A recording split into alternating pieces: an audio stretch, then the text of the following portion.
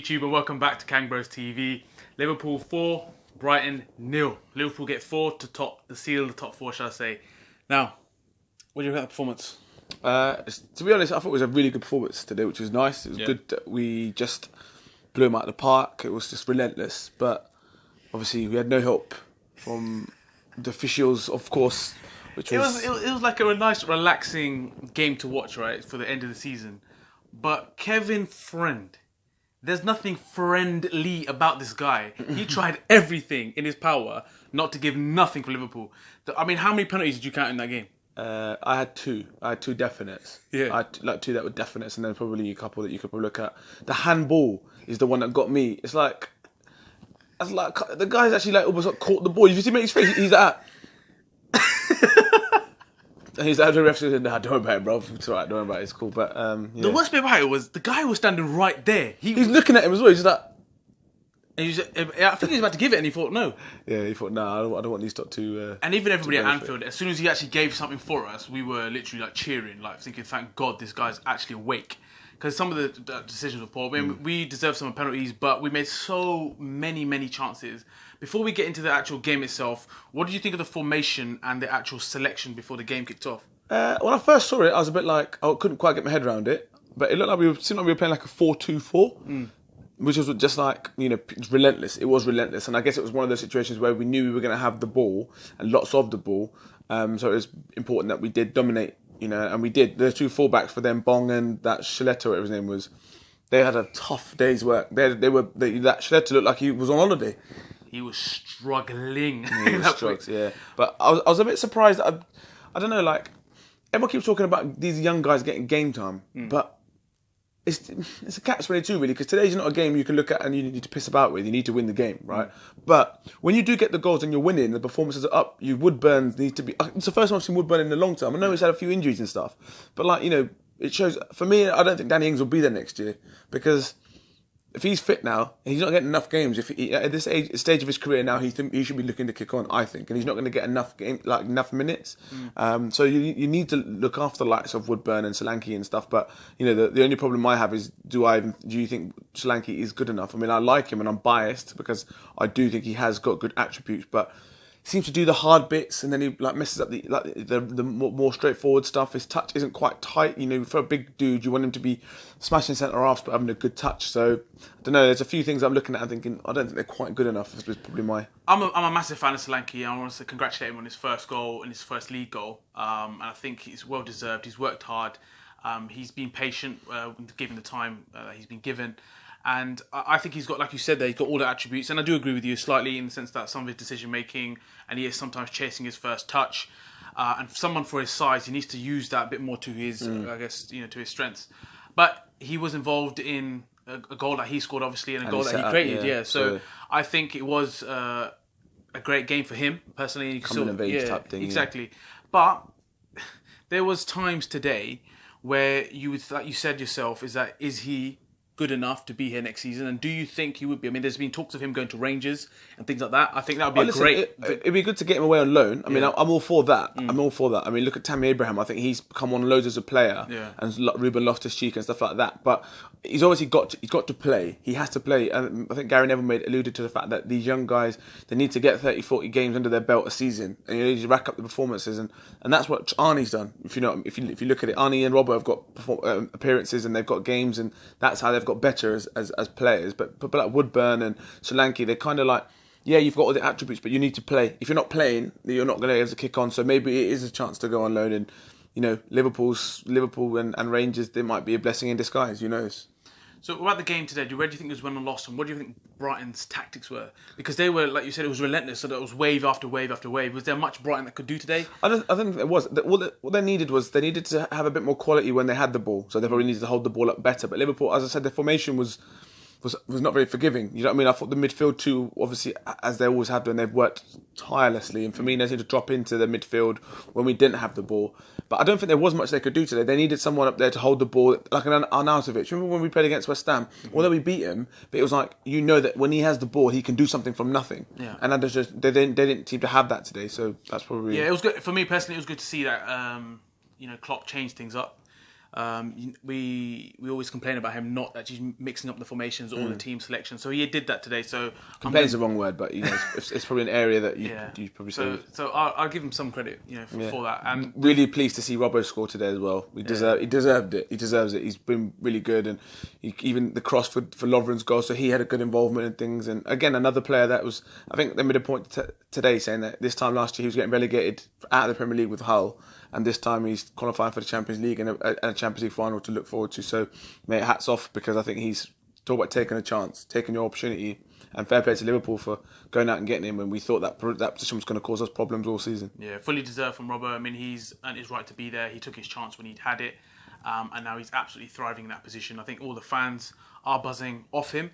The only thing in the area that he does definitely have to improve on is obviously his attacking and crossing. Attacking, no, it's the crossing. I think it's the final third. Attacking, getting forward, he's brilliant. He's relentless on the overlaps and stuff like that. And defending's good. He's been good. So it's the delivery, which we know he's got, but maybe just needs a bit of polishing. Maybe. What about Lovren today? The Mo Salah celebration. Man. I was hiding. Yeah, that was for all the haters. That celebration was for all the haters. He's looking straight into the crowd, thinking that's for y'all. And then literally, I think people was like, "Woo, Lovren." But it's half of me's like, bruv, you've given enough goals away. Do you know what I mean? So let's just put it in perspective. Do you know what I mean? Come on, don't get boosted. Enjoy your moment and that. But nah, listen, he was on fire today. Yeah. He literally just smashing through people, was not taking any chances, and I guess you can go and afford to be brave because there was a back four up against one striker. So as a centre half, you're probably saying, "Well, I'm going to go and smash him, knowing that I've got protection in the Rolls Royce behind him." So VVD, as we're talking about defenders, VVD's name is now the General. I don't want to be him called anything else but the General. The guy is literally leading from the back, and like you just said, there Rolls performance every single time. He's so consistent. There was one ping that he did today. I think it was to Trent. Literally fizzed it. You know what it is? Like Jordan Henderson, his job in that is midfield is obviously to play them passes. I think VVD's got one and absolutely zinged it, and it's just dropped over the defender's head and onto mate's foot. He's like, you know what, I'm going to do this, and just did this floaty pass. And I was like, to be fair, he's backed himself to do it, but yeah, VVD's is levels, and I think he's. Again, I'll go back on. I'll eat my words because I thought we'd nailed it when we'd signed Matip. But maybe it's because we were so bad that anything was an upgrade. But now we've actually got a proper defender. We realise that the rest of them are just up to the task. So the centre half area is somewhere we could really do with probably another quality centre half. But then again, they're like gold dust these days because I'm sure City would probably say the same thing. United would say the same thing, and as the rest of the other teams in the top four. Mo Salah picks up the golden boot. So round of applause for Mo Salah. I mean, the guy's been incredible all season. And I think it's just the icing on the cake for him to pick up that award at the end there. He's picked up so many awards. I think even people talk about him in Ballon d'Or and stuff like that. But the golden boot fully deserved. I think Harry Kane was quite quite professional about it, the way he said it. He was like, he fully deserved for Mo Salah as well. And he's actually angry to come off at one stage just in case. And I know that's what you like to see. Yeah. The funny thing is, like when you on Instagram and you see on those sort of feeds, you see Mo Salah has been voted the Standard Chartered Player of the Month. I'm like, as if he gives a fuck about the Standard Chartered Player of the Month. Do you know what I mean? But now he's listen, he's been brilliant, and it's just great to have someone in our ranks like that. But the pessimist in me will always be like, we've had them before, and they're gone. So, there's every chance that Real Madrid are going to be like, listen, how much do you want? The biggest thing is now is going to be next season if you can, do the same, achieve the same sort of levels again. Liverpool needs to grow as a team. They need to keep growing. They can't keep doing this. They can't keep getting a player and getting the best out of him for a season, 2 seasons, and then moving him on. We can't afford to do that. We don't need to do that. So, and we need to stop being the team that says, well, fair play. He's gone to Barcelona. He wanted to go back. Fair play. No, it's not fair play. Listen, we want to win things, and if that's the case, we need to compete, and we need to build a squad and build a team. So like we said at the beginning, it was a nice, relaxing game to end the season on. The only one negative that I'm going to touch on, it's not a negative, but it's a topic that we always touch on, is Mane. Now, his decision-making today, in some of this... That sums him up. Those 2 episodes you're talking about sum him up for me, for the season. Yeah. No, I've got no qualms with the guy's work rate, his enthusiasm, his endeavour, his desire. But, it's just like that one that you should have squared it to Firmino. Imagine it's the final. We were literally screaming. Imagine that's the final. Today was a final in itself because we needed to win the game. We needed to get a point out of the game, but you need to win the game. If that is in the Champions League final and he does that, he won't be making it out of Kiev, bruv. If he does it like that. And then the one that he squared to Salah, he should have put away. Yeah, when he shouldn't have squared it. Salah's already got his goal. I mean, I know that he was trying to think about the golden boot and stuff. He's already got his goal. I mean, finished it off, and obviously that game, like you said, was the final for us. And there's a lot of shit around on Twitter about Mane, which I thought was unfair. The people who are saying that Mane is not good, or he's not good to play for Liverpool, he's not great, you're actually deluded. Like, don't get me wrong. Like, we love the guy. Mane abilities are unbelievable, and I would never want him to leave Liverpool. But like we said, the only thing that he would need to work on, is a perfect example was today, was those 2 chances that he square it when he should have squared it, and he didn't. And then he tried to square it when he shouldn't have. So that's the only thing. But like I said, ask any defence in the league. And Roma was a prime example. Roma's second leg was a prime example because they were like, right, okay, we need to worry about Mane and Firmino and Salah. They were smashing Salah, smashing him, and all of a sudden, Mane's like, I've got loads of space here, and he's the one that caused the problems. So all 3 of them, they've got their own attributes, and they're, listen, if Salah hadn't scored as many goals as he had, Mane is just as good. Listen, he's just got more goals, and and obviously, don't get me wrong, it's shoulda, woulda, coulda, but listen, as a 3, it works. It just works. Do you know what I mean? So, as much as he is frustrating, but, it's a good headache to have. It's a nice headache. That's it, and he always is in those positions to actually have those situations. And he keeps getting in those positions constantly. As well, so, So, who would be your man of the match for this last game? Funnily enough, we've not really made much mention to him or much reference to him, but for me, I thought Wijnaldum was brilliant today. Yeah, I'm glad you said that, because I totally agree. Yeah. Sometimes we go for different players, but today he was ratting. He was ratting. He was like, that first press, boom, going a tackle back, handing out the weights. Even the referee today, I thought was poor. He made some really poor decisions. And again, I hate doing that. I hate saying, the referee did this. But listen, we won the game 4-0. But the referee made some bad decisions. And today was one of those games where you just feel like it could have just gone against you.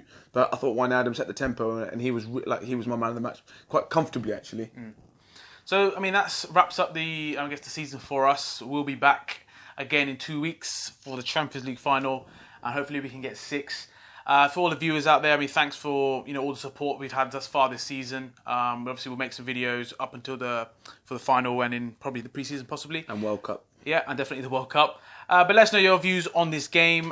Do you think, what's your predictions for the final as well? My question would be to put out to you guys, because it's natural. The transfer window is going to be open now. Who do you need? Who needs to get gone? Who do we need to bring in? End of the day, we're obviously going to have funds available simply because of what we've achieved this season. Naby Keita coming in, Emre Can's probably a goner. Who comes in? Goalkeeper, centre half, another centre forward. What do we need? So I'm really interested to hear what you guys think about that as well. And don't forget to share, like, and subscribe. Peace, guys.